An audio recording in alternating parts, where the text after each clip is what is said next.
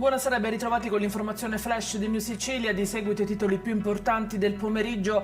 In apertura l'aggressione da parte di un gruppo di minorenni nei confronti di una coppia circondata mentre passeggiava nella zona dell'area com di Acireale. Il ragazzo, un 27enne, è stato brutalmente picchiato con calcepugni fino a perdere quasi conoscenza.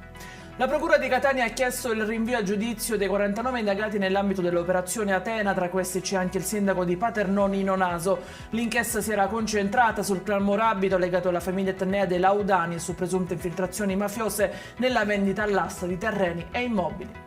Un grave incidente sul lavoro nel Messinese, un operaio di 47 anni è rimasto ferito mentre lavorava in un cantiere edile, è stato trafitto all'addome da un pezzo di legno, si trova adesso ricoverato al Policlinico. Pomeriggio di maltempo nel Palermitano, dove una bomba d'acqua non prevista dagli esperti meteo si è abbattuta sulla costa occidentale interessando anche diversi comuni. Tanti disagi e danni, 4 voli sono stati dirottati all'aeroporto di Catania. E rimaniamo in tema meteo, da domani nuova ondata di caldo africano con il ritorno dell'anticiclone nella nostra isola, le temperature torneranno nuovamente sopra i 30 gradi. Ed è tutto per questa edizione, come sempre vi ricordo che i dettagli su queste notizie li trovate sul nostro sito www.newsicilia.it e sui nostri canali social. Grazie per averci seguito e a domani.